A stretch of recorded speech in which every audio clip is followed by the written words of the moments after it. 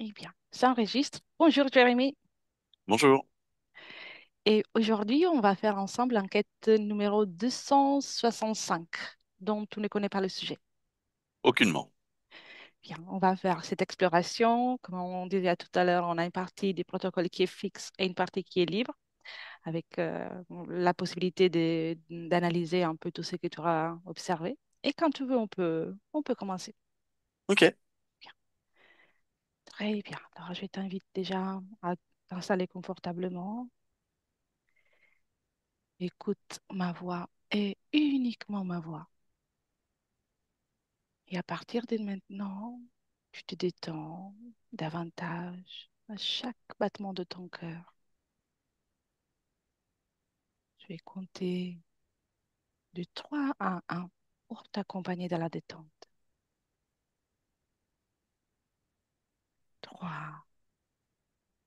Et tout ton corps est détendu. Ton esprit est vide et apaisé.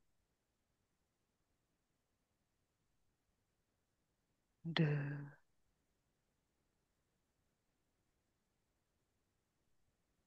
Et 1. Je vais maintenant compter de 1 à 3. Et pendant que je compte, Jérémy, connecte-toi avec les observations d'objets qui ont été identifiés tels que drones présumés, qui sont apparus dans le New Jersey et dans des autres parties des États-Unis en décembre 2024. Et dis-moi ce que tu perçois. Un, 2 et 3.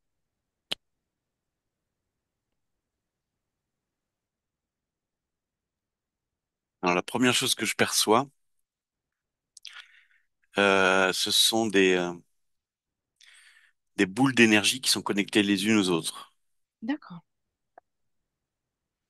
Des amas de boules d'énergie connectées les unes aux autres, avec chacune une couleur particulière. Je vois du rouge, je vois du mauve, du jaune, du noir. Et chacune d'entre elles, chacune de ces boules énergétiques sont reliées par un système de circulation énergétique entre elles. oui. Quelles sont les fréquences que tu perçois dans ces objets?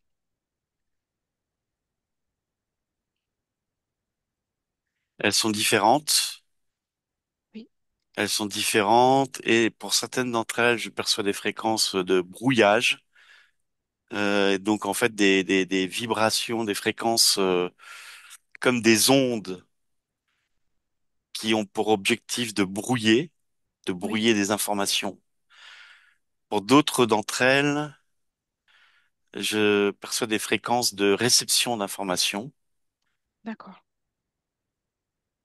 Et pour d'autres, et certaines d'entre elles ont une fréquence d'analyse de l'information. oui, je vois. Très bien. Peux-tu rajouter quelque chose? Non, pas pour le moment.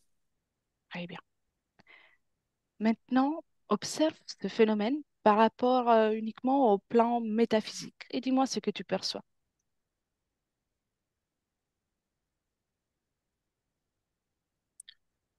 Je vois différentes superpositions de couches. Oui, Euh, c'est pas encore très clair, mais il y a vraiment différents types de couches qui sont superposées les unes les autres. oui, je vois, je comprends. Prends une au hasard, Ok. la première. Euh, cette première couche, elle est très dense, très très dense. Elle est remplie d'infos, beaucoup Oui, d'infos diverses, beaucoup, très lourdes même. Euh, elle a pour, c'est comme si elle avait pour objectif d'installer le système, oui, de mettre en place le système, un peu comme une sorte de noyau, et après les autres couches sont les différentes étapes. couche de, par exemple, d'un fruit ou du globe terrestre donc il y a le noyau, quoi. Et tout tourne d'après autour de ça. Oui, très bien. Maintenant, déconnecte par cette observation. Dis-moi d'abord comment tu te sens. Bien, très Oui, bien. parfait. À qui appartiennent ces objets volants déclarés non identifiés par les autorités et quel est leur objectif?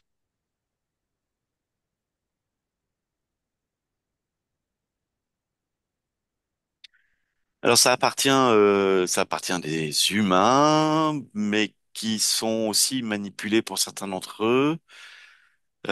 Par contre, je n'identifie pas pour le moment d'État, de nation derrière ça. Oui, En tout cas, ça me semble pas très clair en termes de nation ou d'État à qui ça appartiendrait. Euh, donc je vois différentes couches hiérarchiques et oui, l'humain est en bas de cette couche-là, oui, avec d'autres des systèmes plus de conscience différentes qui sont derrière tout ça. Et l'objectif, euh, je, je, je, je vois l'un des principaux objectifs, c'est vraiment de capter l'information. Donc il y a vraiment l'idée de récolter une sorte de système qui récolterait de manière très exponentielle et très rapide beaucoup d'informations et aussi d'énergie qui pourrait être utile. Et le deuxième, c'est de diffuser une sorte de brouillage, quoi, oui. de brouillage informatif pour éviter qu'on ait une vision claire des intentions qu'ils ont. Mhm, je vois. Très bien. Dé- Déconnecte de cette information. Et maintenant, observe et décris-moi la technologie de ces engins volants. Comment l'observes-tu? Alors je vois toujours des sortes de petites boules énergétiques. C'est vraiment des petites boules qui se déplacent très rapidement, comme des sortes d'atomes, et qui Oui, ont la capacité d'être à la fois là et à côté en même temps, qui sont tous connectés les uns aux autres, qui se déplacent par amas de boules, euh, qui se nourrissent de par l'information qu'ils reçoivent et qui grossissent au fur et à mesure dans leur déplacement. oui, très bien. Peux-tu rajouter quelque chose? Pas pour le moment. Très bien. Déconnecte de cette information et observe maintenant, Jérémy, la réaction de la flore et de la faune face à ce phénomène, s'il y en a une, bien sûr. Oui. Bah alors pour la flore, c'est très clair. Ça, comment dire?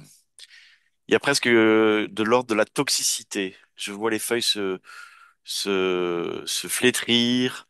Je sens moins de vitalité dans toute la flore qui est proche ou autour. Il y a, euh,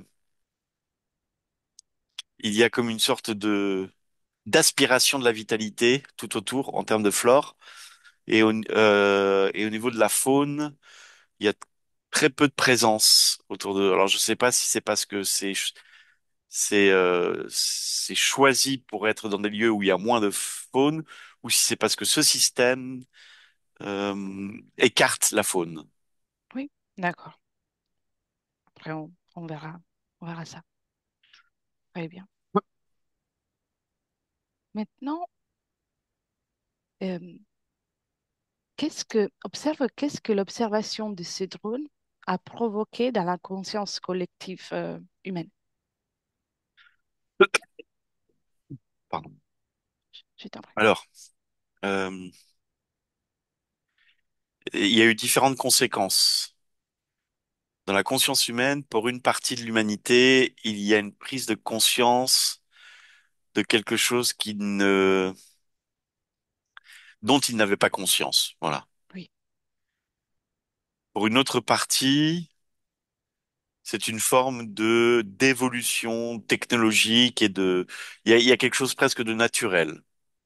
d'accord. C'est-à-dire il y a pas de peur, il y a une forme de d'acceptation, voire même de euh, c'est comme ça, quoi. C'est l'évolution et ça passe comme ça. Et pour une autre partie de l'humanité, il y a une peur. Oui, Il y a une peur qui s'est installée de par à la fois les ondes qu'ils reçoivent de ces systèmes-là, mais aussi de l'incompréhension des messages ou de ce qui est devant leurs yeux. je vois. Très bien. Déconnecte de cette information et observe maintenant s'il y a un lien entre le phénomène des drones mystérieux et les accidents d'avion survenus dans le ciel de plusieurs pays en décembre 2024. Y a-t-il un lien? Oui ou non? Ou en partie?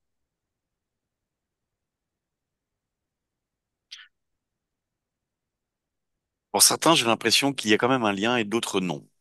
D'accord. Mais c'est pas très clair. C'est comme si, pour certains, le système de drone là avait une capacité de brouillage suffisamment importante pour mettre hors de connexion certains types de fonctionnement de certains appareils, ou alors de leur donner une information erronée. Oui, Mais ça semble pas être évident pour tous les appareils. je vois. Très bien. Je vais pouvoir te poser des questions plus librement. Donc, j'en Ok. profite. Et observe, tout en gardant une perspective, euh, l'objectif, par exemple. Est-ce qu'il y avait un objectif, il y avait vraiment une volonté de brouiller l'appareillage de certains avions? Ou c'est comme une fatalité due à dissonance technologique?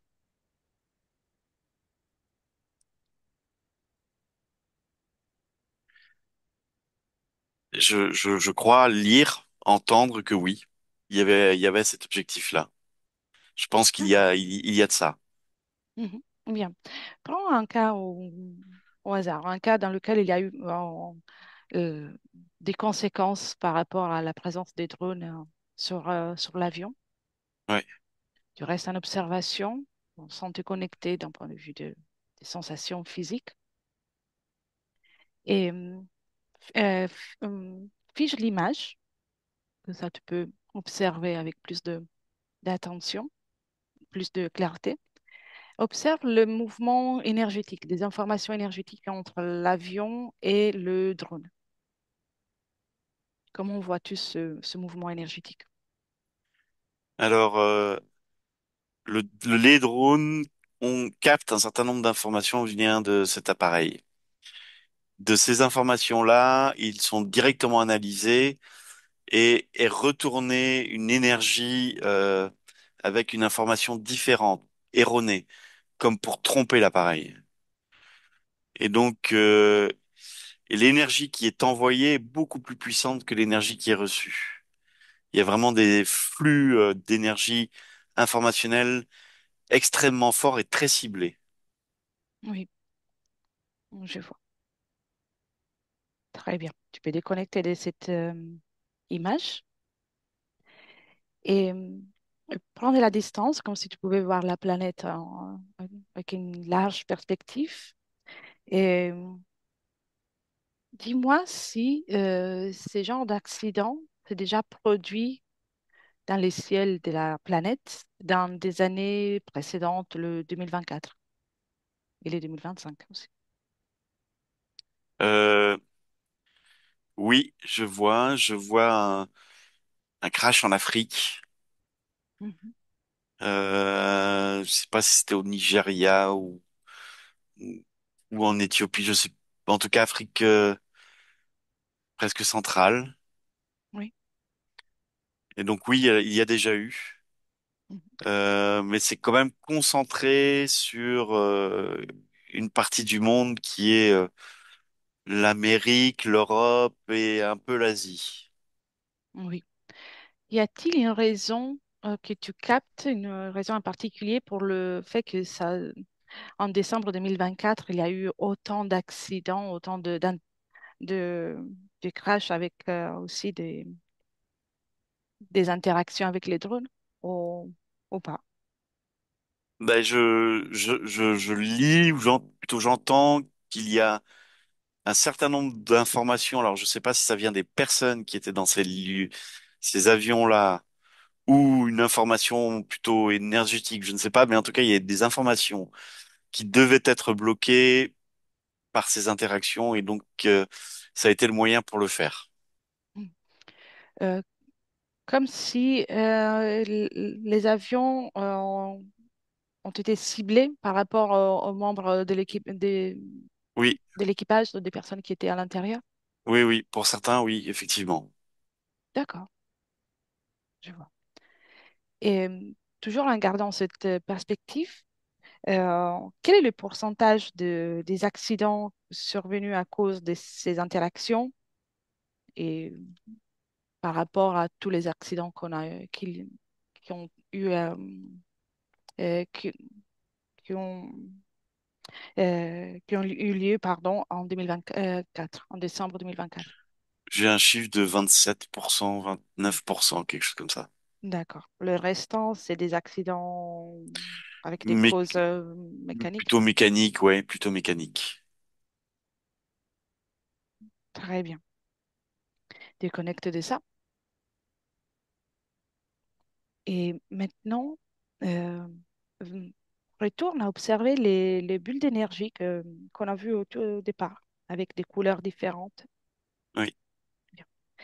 Et combien de typologies de cet engin sont présents en fait? Est-ce qu'il y avait des couleurs différentes? Combien de couleurs, par exemple? Alors, je voyais du rouge, du jaune, du noir, du mauve. Donc, ces Oui, quatre couleurs-là présentes, il y en a une cinquième, ça ressemblerait à du rose.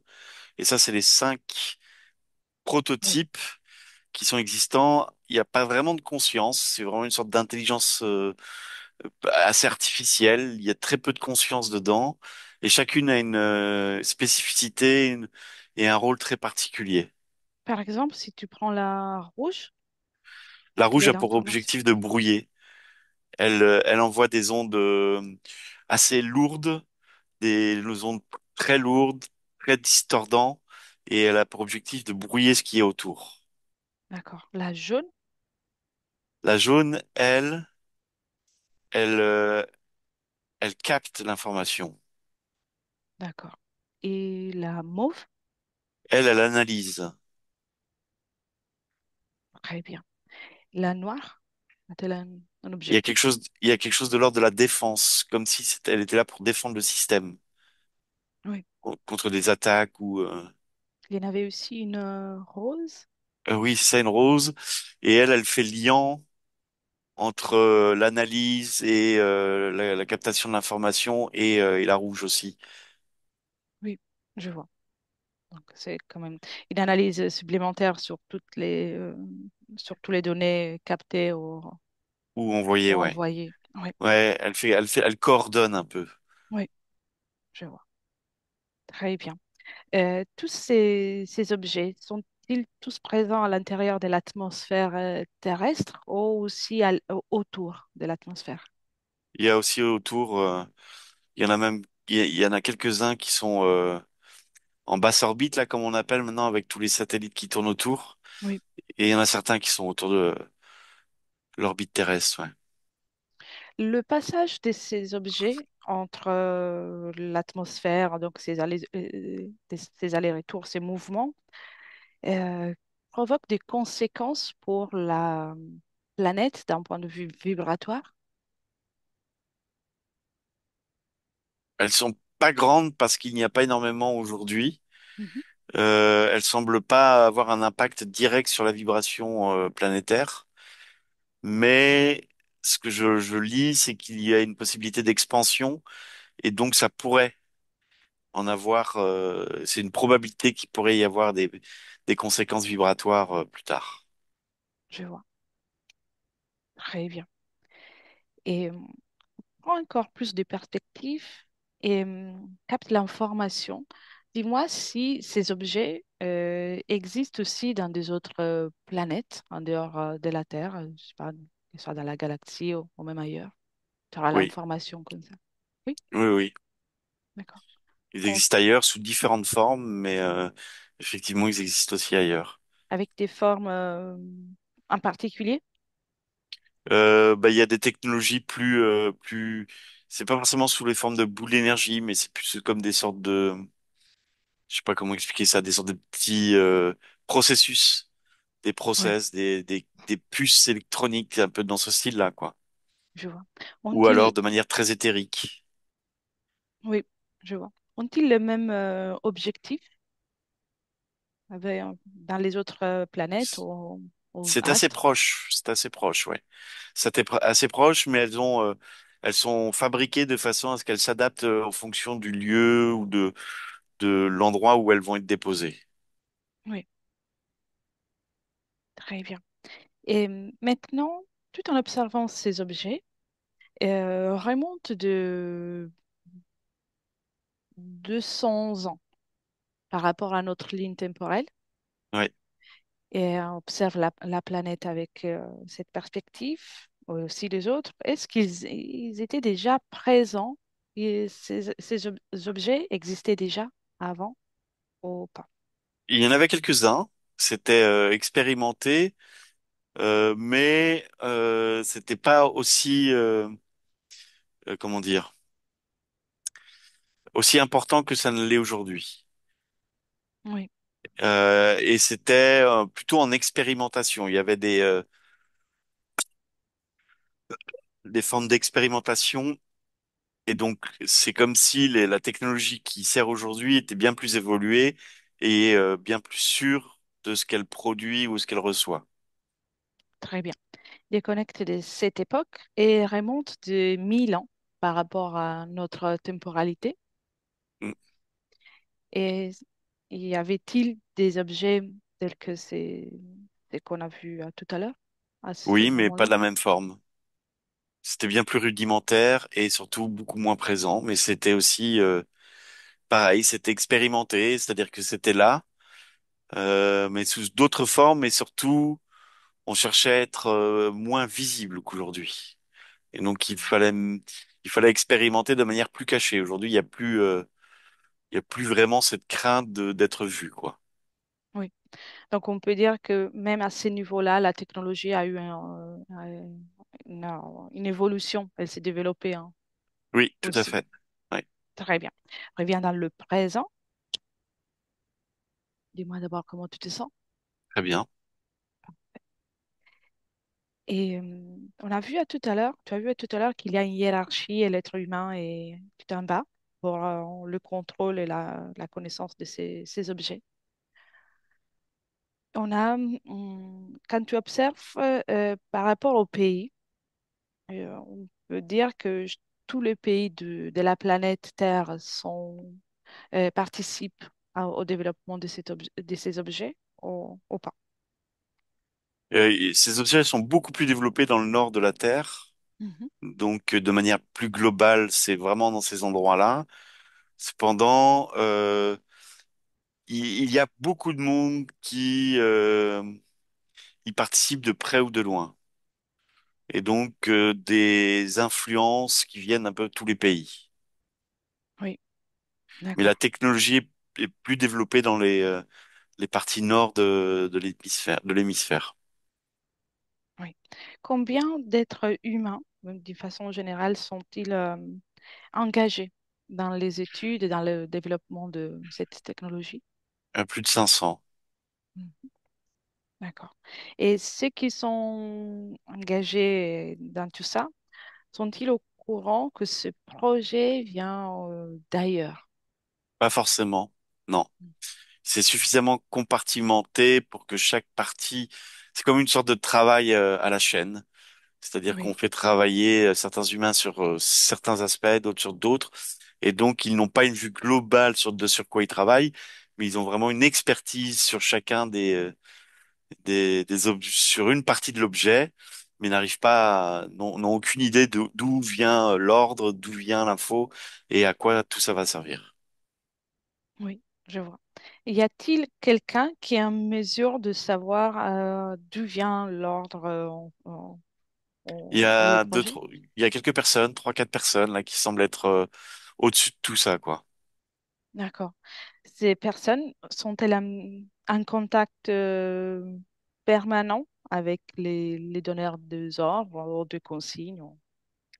Oui, il y a comme une sorte de hiérarchie très pyramidale, donc eux sont en haut.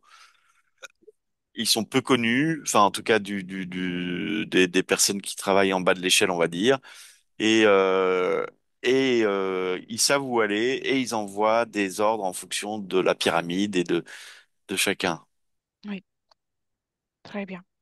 Ces objets sont-ils construits sur la planète Terre ou ils viennent aussi d'ailleurs, que ce Il soit y a les les deux. matériaux? Les deux? Oui, il y a les deux. Tout à l'heure, je voyais ils étaient construits ailleurs sur une autre planète et en fait sur Terre, on fabrique des éléments qui permettent à ce qu'ils puissent être visibles et existants ici. Et donc il y a une forme de d'assemblage des deux ici, quoi. Le fait de, si j'ai bien compris, le fait d'assembler avec l'objet, avec des matériaux qui sont sur Terre, leur permet euh, d'avoir plus de fonctions et d'être plus efficace à l'intérieur de l'atmosphère. Oui, tout à fait. Oui, Ils sont adaptés à la réalité terrestre. je vois. Très bien. Ah, tout à l'heure, tu as vu aussi que c'est comme une technologie qui ressemble à des atomes, certains, Oui, et ils se déplacent avec des amas, des bulles. Et oui. alors, quelle est leur taille? Ça se En fait, c'est une sorte de d'amas d'énergie et donc dans une sorte de boule énergétique, il y a plein de petites boules à l'intérieur, plein de petits prototypes. Et donc les petits prototypes sont très très très petits, infiniment petits, et la taille d'une de ces boules pourrait aller de quelques centimètres. D'accord. C'est comme on peut parler des technologies quantiques. Oui, Oui, oui, tout à fait. C'est le bon terme, je pense. d'accord. Ils parviennent à se déplacer, à communiquer tous entre eux. Au moins, on sait qu'ils font partie du même système. Oui, tout à fait. Ils sont très interconnectés, et donc ils se déplacent très facilement dans leur système l'information passe de manière très rapide entre l'un et l'autre, voire ce sont les mêmes à certains moments, mais avec une information différente en fonction de l'espace-temps, quoi. En fonction des espaces-temps. Donc, elles peuvent se Oui, déplacer aussi dans des espaces-temps oui, potentiels différents. oui. D'accord. Et justement, ça, euh, dès qu'il y a en sorte, ce passage d'un espace-temps à l'autre, quel est l'objectif? Perçois-tu un objectif en particulier pour ces déplacements Ce que je temporels? vois, c'est il y a dans l'information d'essayer de comparer euh, la même information à deux niveaux, à deux espaces-temps différents, pour voir Mhm. comment elle interagit, comment elle se transforme ou quelles conséquences elle a, quoi. Oui, ça leur permet de faire un calcul plus précis ou c'est pour avoir d'autres informations. Les deux. Les deux? Oui, oui, les deux. Très bien. Déconnecte de ça. Et on a observé la flore tout à l'heure, qui perd quand même une vitalité. Mm. Toutes sortes de végétaux sont soumis à cet impact, à l'impact de cette technologie, où il y a hum, des végétaux qui sont moins impactés. Alors, toutes les plantes qui semblent avoir beaucoup d'eau en elles, c'est comme si elles grillaient, quoi. Les Mm. ondes et les vibrations, les radiations émises ont une tendance à brûler la faune. Donc, celles qui ont moins d'eau en elles sont plus résistantes, mais ont quand même des conséquences. Ouais, ont des conséquences à ces sortes de vibrations et radiations, quoi. Ah, intéressant. Et l'être humain est aussi composé par une grande partie d'eau. Mm. Quelle est la conséquence pour l'être humain s'il y a la même interaction avec la technologie?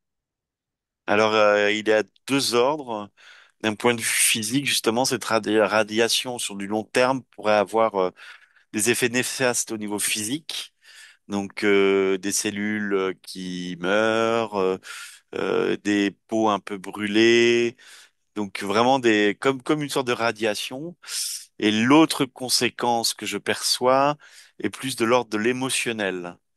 Et il y a un tel flux d'informations et distordants et autres que le corps émotionnel en est affecté et ça pourrait créer des failles émotionnelles chez certains humains. Oui. À l'ère actuelle, en regardant de façon générale tous les êtres humains, euh, quel est le pourcentage d'êtres humains qui sont impactés d'un point de vue physique? Par ces radiations, par ces Oui, niveaux-là. oui, par les J'ai 20, radiations. j'ai 25% là à peu près. D'accord. Et d'un point de vue subliminal, émotionnel? Là, j'ai 17, 16%. D'accord. Les autres parviennent à garder leur propre stabilité fréquentielle et aussi cellulaire? Oui, Hmm. oui, parce qu'il y a une question il semble y avoir une question de proximité. Plus tu es proche de ces genres d'appareils-là, de systèmes-là, plus il y a des chances que tu sois touché. Et comme il n'y a pas encore ce système imposé partout, il n'y a pas encore une sorte comment dire, de maximum de gens qui ont été approchés, quoi, par ce système. Donc, c'est vraiment une question de proximité, du fait d'être proche de... C'est la première chose que je vois, oui. Et quel est l'endroit, tu m'as parlé tout à l'heure du nord de la planète, donc l'hémisphère nord. Ouais. Est-ce qu'il y a un endroit en particulier dans lequel il y a une concentration majeure? Il y a l'Alaska qui m'est venu tout à l'heure Mhm. en tête et qui revient. Très bien. Et alors, reste en observation. Tu te mets à distance, tu observes l'Alaska. Et parmi la population à cet endroit-là, quel est le pourcentage des personnes impactées d'un point de vue physique? Là, on est dans les 60 et quelques pourcents, là. D'accord. Et d'un point de Et vue... Oui, oui, oui, dis-moi, pardon. il y a peu de population, mais le peu qu'il y a à cet endroit-là, on est 60 et quelques pourcents d'un point de vue physique et d'un point de vue émotionnel, on est dans les 45-50%. D'accord. Observe maintenant ceux qui ont le moins d'impact, ceux qui parviennent à garder une stabilité, soit émotionnelle, soit physique. Oui. Et quelles sont leurs caractéristiques vibratoires euh, et aussi physiques? Qu'est-ce qui leur permet de Moins garder touché. oui, d'être moins touchés, merci. Il y a la joie. Alors la joie est l'émotion qui permet en fait d'avoir une fréquence vibratoire suffisamment importante pour atténuer la réception des autres fréquences. La joie est quand même assez importante. Et après, il y a des écosystèmes plus naturels qui permettent une régénérescence du corps et des différents corps énergétiques, donc des endroits plutôt naturels, quoi, Oui, qui facilitent justement la résistance. très bien. Et toujours en observant ces personnes qui sont moins impactées, quelle est la situation subliminale? Est-ce qu'elles ont une situation subliminale en particulier ou pas? Euh, il y a un corps émotionnel assez important, Mhm. déjà, et il y a une énergie sexuelle aussi assez forte. Ils C'est un peu sont le dominateur commun de l'ensemble de ces personnes-là. bien. Ils sont, on dirait qu'ils sont libres dans leur espace, ils sont le seul créateur dans leur propre espace. Pour beaucoup, oui. C'est pas le cas de tout le monde, mais pour beaucoup, oui. Mhm. D'accord. Donc, le fait d'être libre des contraintes énergétiques n'est pas forcément euh, C'est quand même une proportion très importante. Mais il est possible en fait, certains ne sont pas totalement libres, mais ne sont pas suffisamment interférés pour être si impactés. euh, trop impactés. Oui, c'est ça. Oui, très bien. Et déconnecte de l'observation de l'Alaska. Et maintenant, faisons une projection dans le futur.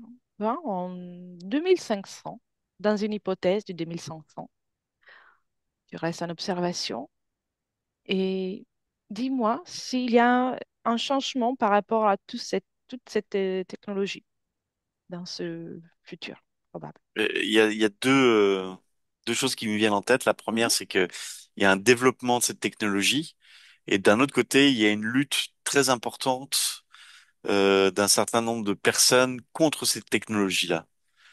Et donc, il y a, comment dire, je vois une sorte d'implantation de cette technologie dans certains endroits et qui sont très fixes, et dans d'autres endroits, elle n'arrive pas à s'implanter. d'accord. Elle est pas légitimée. Il y a beaucoup de résistance, et donc elle n'arrive pas à s'implanter dans d'autres lieux. Est-elle plus présente mm, malgré tous ces mouvements par rapport à aujourd'hui ou moins présente? Alors, elle est plus présente parce que la technologie est encore plus développée. Mhm. Mais elle est plus localisée. Oui, On sait où elles sont, en fait. d'accord. Donc, c'est plus quelque chose de caché, de non identifié comme on peut voir Exactement. aujourd'hui. Très bien. Bien dans le présent, Jérémy. Et maintenant, observe toujours la population mondiale d'un point de vue subliminal euh, et observe ceux qui sont plus inquiets par rapport à cette technologie, d'une façon générale. Mhm. Quelle est leur condition en subliminal énergétique? Euh, Très faible corps émotionnel et corps sexuel, mais un corps mental très très développé et qui est nourri par la peur Hmm,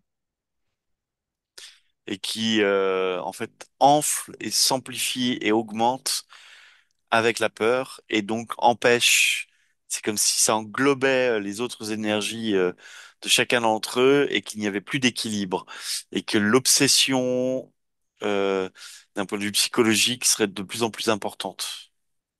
d'accord. Et observe, déconnecte de l'observation de ces groupes de personnes. Observe ceux qui sont sereins par rapport à ça, ceux qui pensent que c'est de l'évolution, tout simplement. Quelle est leur condition subliminale, de façon Voilà, générale? de façon générale, c'est que je vois peu de vitalité, il y a pas d'élan, quoi. Il y a une sorte de fatalité, en fait, de fatalité de ce qui se passe, et donc un corps sexuel très très faible. Et les deux autres corps sont pas très développés non plus, et donc il y a peu de vitalité. Il y a beaucoup d'interférences dans pas mal d'entre eux. Par contre, Oui, donc c'est comme une acceptation. ouais, vraiment une fatalité, une acceptation de ce qui est. Point. Très bien, parfait. Et déconnecte de ça. Et maintenant, si tu es d'accord, on va passer les informations de ce qu'on a observé en Alaska, que malgré la proximité, il y a des personnes qui sont en mesure de garder une stabilité. Donc, on diffuse cette information de façon générale, hein, pour que tous ceux qui ont envie de l'accueillir puissent avoir accès à cette information. C'est Et bon. très bien. Quelqu'un réagit? Oui, il y en a certains qui réagissent. Certains sont même très surpris. D'autres ne semblent pas réagir. Et oui, oui, il y a de la réaction. Il y a de la réaction. Il y a de la surprise. Et pour certains d'entre eux, il y a l'envie de se dégager de ça, quoi. Mhm. Très bien. Chacun peut le faire à sa propre façon. L'important, c'est que, que chacun garde à l'esprit que peu importe ce qui se passe, on a toujours la possibilité de choisir comment vibrer sans se laisser emporter par euh, des des inquiétudes, tout en gardant notre propre énergie, notre propre pouvoir créateur, chaque être humain, pouvons faire la différence pour vis-à-vis de tout ça aussi. Hmm. C'est bon. Très bien. Alors, on vient dans le présent et j'ai plus de questions, même s'il y aurait beaucoup à observer, mais pour l'instant, j'ai pas de questions. Je sais pas si tu vois quelque chose en particulier que tu as envie de partager. Bon, à part ce laboratoire en Alaska, je vois rien d'autre pour le moment, quoi. Mhm. Ce laboratoire appartient aux êtres humains. Il appartient aux êtres humains, effectivement, mais il est sous l'emprise de d'autres consciences. Mhm. Bien, on va faire un tour rapide et puis on termine. Va observer. Tu peux rester en observation depuis dehors. Tu auras toutes les informations. Tu auras toutes les informations sans problème. Et donc, il appartient à des êtres humains. Qu'est-ce qu'ils y font? Ils y créent les objets, ces objets volants, ou ils font d'autres choses aussi. Ils y créent ces objets, effectivement. Et ils font ça dans des petites pièces. Il est créé dans ces petites pièces-là. C'est un endroit très sécurisé. Euh, et ils sont pas tant que ça à y être à cet endroit-là, mais ils expérimentent les objets, ouais. Mm. Et le laboratoire appartient à mm, comment dire, au gouvernement de l'Alaska ou à d'autres gouvernements. Ben, il y a comme des laboratoires pharmaceutiques qui participent à ça. Il y a effectivement des gouvernements là-dedans. En fait, il y a plusieurs structures existantes à qui ça appartient, mais ils sont très peu à être au courant. Dans ceux qui travaillent sur place, à qui appartient vraiment le lieu. Mm.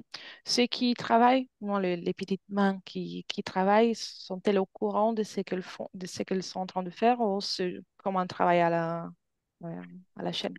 Bah, ils ont conscience d'une forme de technologie avancée.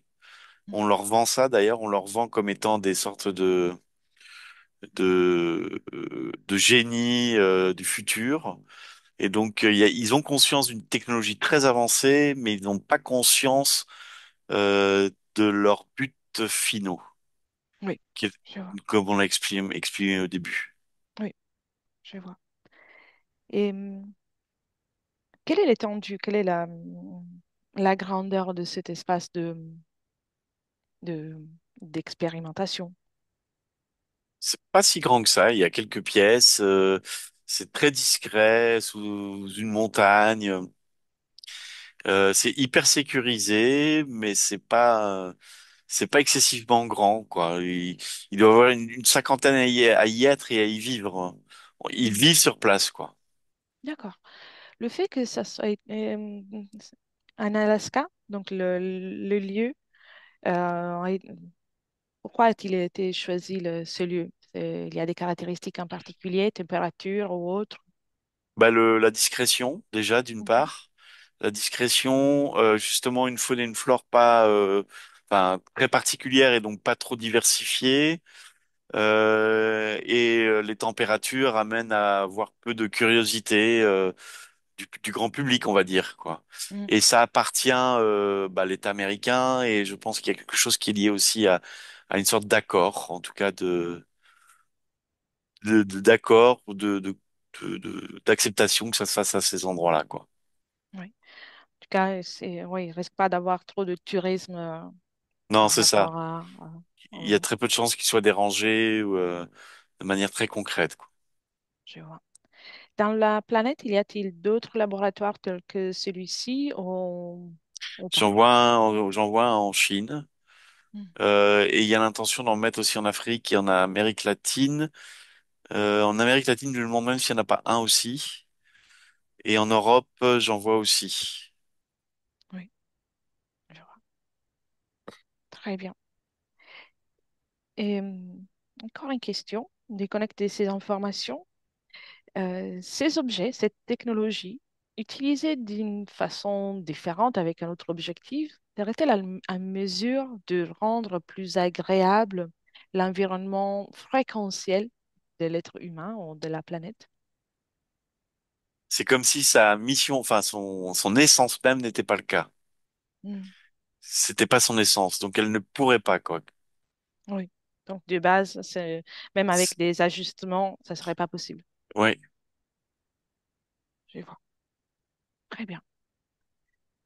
Alors, OK. Maintenant, on est prêt pour terminer. Prêt pour les retours, Jérémy? oui, tout à fait. Bien. Alors, commence par déconnecter de tout et de tous. Complètement. Tu déconnectes et tu reviens à toi, dans ton corps, dans tes énergies à toi. Ressens la joie de te retrouver. Ressens ton corps au fur et à mesure que tu inspires et tu te remplis d'oxygène, tu te sens revigoré et tu te sens de mieux en mieux. Choisis la fréquence que tu préfères pour ce retour. Une belle fréquence agréable pour poursuivre cette journée dans la joie et dans le bonheur. Et ton corps commence à se réveiller. Tu peux bouger tes mains, tes membres, ton dos, gentiment. Et tu peux ouvrir les yeux. Je vois que tu es là. Bien. Comment tu te sens, Jérémy? Très bien. Parfait.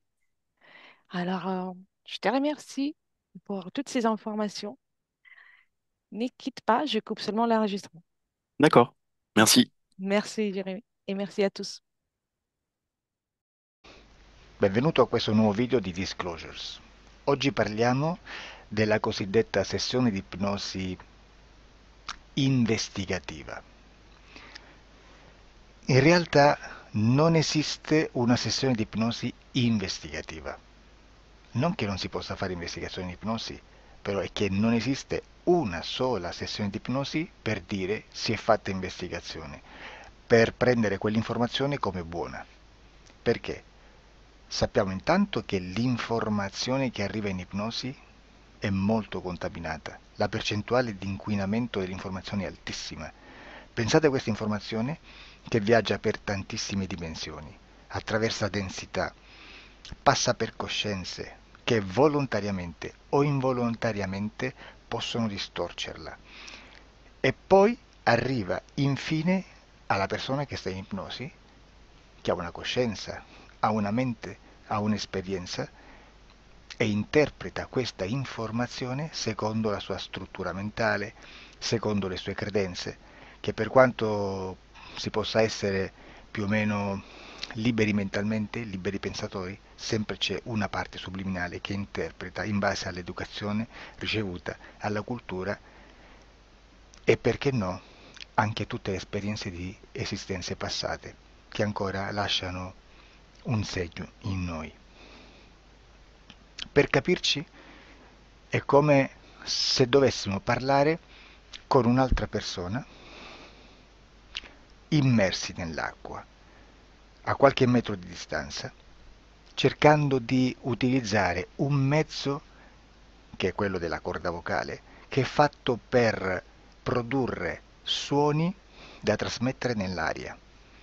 Noi stiamo utilizzando questo strumento per far passare un'onda sonora nell'acqua o in un liquido. Chiaramente il suono viene completamente distorto, sempre ammesso che sia per il nostro corpo facile e non difficoltoso poterlo fare senza avere dei problemi come ingurgitare acqua o eccetera. Ma non solo. Supponiamo che per questo tipo di comunicazione utilizziamo anche due lingue diverse, per esempio un italiano e un russo o un giapponese. Per quanto possiamo anche interpretare il labiale, non possiamo capire quello che ci sta dicendo perché la lingua è diversa. La lingua, diciamo, da dove parte l'informazione a dove arriva è completamente diversa, il codice, il linguaggio è diverso, ma possiamo anche cercare di capirci attraverso i gesti, attraverso le espressioni facciali. Per quanto sia ipoteticamente facile poterlo fare sott'acqua, però non dobbiamo dimenticare che l'acqua non è l'aria e può distorcere l'immagine, ma non solo. Dobbiamo anche pensare che l'altra persona che parla un'altra lingua, che viene da un'altra cultura, potrebbe interpretare i segnali che noi interpretiamo come X in Y. Per noi un sì è abbassare la testa dall'alto verso il basso, per esempio, sì, e il no da sinistra verso destra, no. In alcuni paesi orientali, come le Filippine credo o qualcun altro, utilizzano esattamente gli stessi segni, ma al contrario. No, sì. Immaginate due persone di queste due culture che stanno cercando di comunicare in maniera così difficoltosa e alla fine non gli rimane altro che interpretare il linguaggio corporale. Sì, che per l'altro invece no. Cosa voglio dire con questo esempio estremo? Che l'informazione da dove parte a dove arriva viene completamente deformata. Non sappiamo esattamente quale percentuale perché ogni situazione è a sé stante, però la percentuale di inquinamento, di distorsione, di contaminazione di questa informazione è assolutamente alto. Quindi fare una sessione investigativa, mettere una persona in ipnosi e chiedere di Tizio Caio Sempronio di una situazione o chiedere certi dati è assolutamente controproducente, è assolutamente inutile. Quindi vi chiederete cosa fate allora voi quando fate ipnosi, quando fate delle domande, quando cercate delle risposte e con queste informazioni che vi arrivano lavorate sulla situazione esoterica del cliente. Beh, non facciamo altro che recuperare questa informazione solamente per arrivare al problema del cliente e poi lavorarci. Quindi il valore dell'informazione non è quello di un'istruzione, quello di memorizzare dei dati e di prenderli per buoni, ma è un veicolo di movimento, di trasporto verso la causa del problema per poi lavorarci. Quindi lo scopo di questo tipo di informazione che si prende dalla singola sessione è completamente un altro. Come si fa quindi? Investigazione in ipnosi. Il lavoro non è semplice, il lavoro è lungo, difficoltoso, stancante. È necessario farlo anche in squadra perché bisogna moltiplicare il numero di sessioni da fare e una sola persona potrebbe farlo soltanto in un tempo estremamente largo. Noi abbiamo delle informazioni che prendiamo ormai per buone, ci lavoriamo, danno dei risultati e quindi per noi sono buone. E come abbiamo fatto ad avere queste informazioni? Per esempio, come facciamo a sapere che un extraterrestre chiamato il cosiddetto grigio è più o meno alto X, poi ci sono magari quelli anche un po' più alti, ma hanno un corpo strano, hanno una pelle grigio-verde, hanno degli occhi grandi a mandorla, neri, senza una pupilla visibile, non hanno quasi bocca né naso né orecchie, hanno soltanto delle fessure, non hanno organi genitali, hanno degli arti molto più lunghi rispetto alla proporzione che potrebbe avere il corpo umano, e di solito hanno meno dita delle 5 del corpo umano, eccetera, eccetera, eccetera. O se no prendiamo un altro tipo di essere che possiamo incontrare in ipnosi, come facciamo a dire che hanno delle somiglianze con i rettili, gli animali rettili terrestri o gli invertebrati, gli insetti terrestri? Perché? Perché siamo sicuri di questa informazione e ci lavoriamo e quando ci arriva la prendiamo già per buona, nonostante sia anch'essa contaminata. Perché queste informazioni sono arrivate da tantissime sessioni, fatte da tantissime persone, con tantissime altre persone sotto ipnosi e che nel contesto di tutto il lavoro gli uni non sapevano degli altri. Questo dato può essere più o meno rilevante, sempre c'è contaminazione e quindi possiamo prendere per buono anche un gruppo di lavoro dove l'uno possa sapere dell'altro. Ci potrebbe essere una contaminazione del contesto di quel gruppo di lavoro, ma si aggiunge semplicemente una piccola percentuale di questa contaminazione a già la grande che esiste. Non è così impossibile lavorarci. Da tutte queste sessioni, da questo grande numero di sessioni, migliaia, diciamo migliaia, noi prendiamo solamente quell'informazione che è uguale a tutte, che è in comune a tutte, o a quasi, perché magari qualcuna ci potrebbe essere niente in comune per una fortissima contaminazione, perché no? Ma dobbiamo prendere una stragrande maggioranza, proporzionalmente abnorme rispetto a quello che potrebbe essere un minimo di scartabile, e lì possiamo prendere per buona questa informazione. Quindi se noi su 10.000 persone diverse, con operatori anche diversi, in cui in ogni sessione vediamo un essere che più o meno ha le stesse caratteristiche del grigio o dell'insettoide, a forma di mantide religiosa, o il rettile a forma di lucertola, per esempio, di serpente o di quello che sia, o se vediamo il pianeta Marte più o meno di colore rosso, o se vediamo dei sotterranei eterici, non fisici, nel sottosuolo terrestre, soprattutto sotto le grandi città, dove c'è concentrato molto potere, molta energia di questo tipo, e che più ne hai più ne metta. Se vediamo degli impianti che hanno certi tipi di funzioni, certi tipi di forme in certe parti del corpo, e questa informazione la ritroviamo tutta o quasi in tutte le sessioni fatte, eseguite, realizzate da tanti anni a questa parte, significa che quella è una informazione affidabile. E vi posso garantire che stiamo parlando di una percentuale bassissima. Su un 100% staremo, credo, forse più in basso di un 3, di un 2-3%. Immaginate, tutto il resto è spazzatura, è informazione spazzatura. Sì, spazzatura.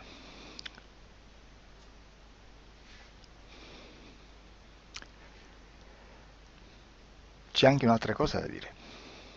Supponiamo che un operatore faccia un'ipnosi e voglia andare a vedere cosa fa Tizio, cosa fa Caio, cosa fa Sempronio. Arrivano delle informazioni e si dice che Tizio è biondo, Caio è zoppo e Sempronio è uno sportivo. Intanto già abbiamo detto che una sessione soltanto non serve, d'accordo? Ma poi c'è da dire che una coscienza, un essere, in ambiente subliminale, la sua parte subliminale potrebbe non dare autorizzazione a questa fuoriuscita di informazioni. Mi potreste dire, e allora tu quando chiedi agli esseri cosa fanno, cosa non fanno? Beh, intanto la prendo sempre con le pinze, perché abbiamo sempre detto che tutto è molto contaminato e mi serve solo per dirigermi da una parte. Ma c'è anche da dire che se un essere interferisce con l'altro, ha aperto un canale di comunicazione a cui non può ovviare, a meno che non lo recida, non lo annulli. Quindi quando io faccio la domanda a un essere, se lo faccio attraverso l'interferito, mi arriva l'informazione per un canale aperto che sottostà alla volontà dell'interferito. Sulla volontà dell'interferito parleremo in un prossimo video disclosures.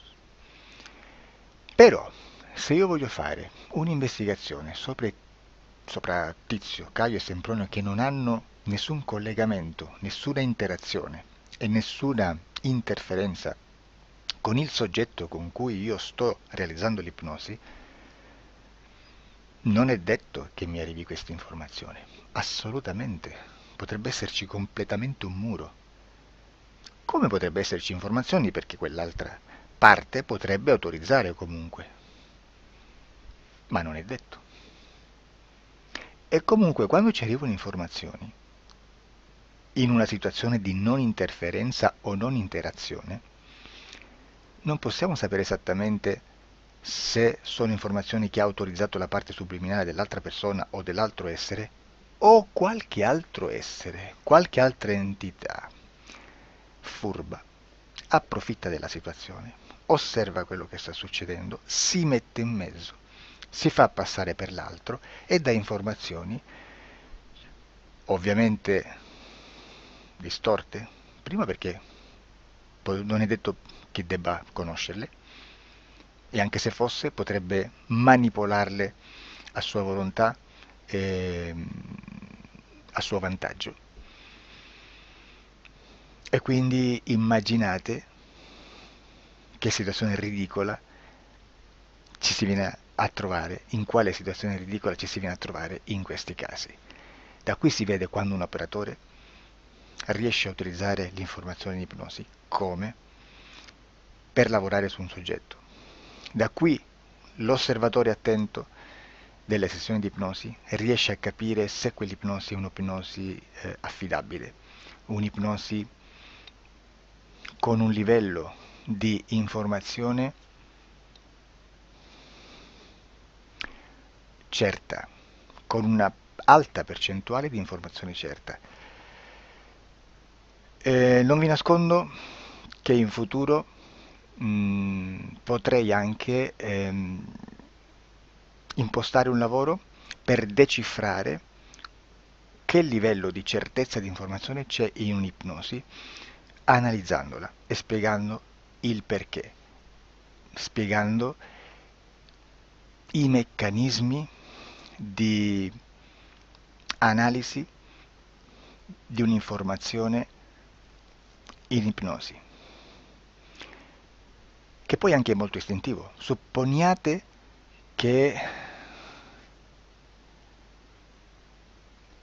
Supponiamo che dobbiamo cercare un'informazione su internet, per esempio un fatto di cronaca.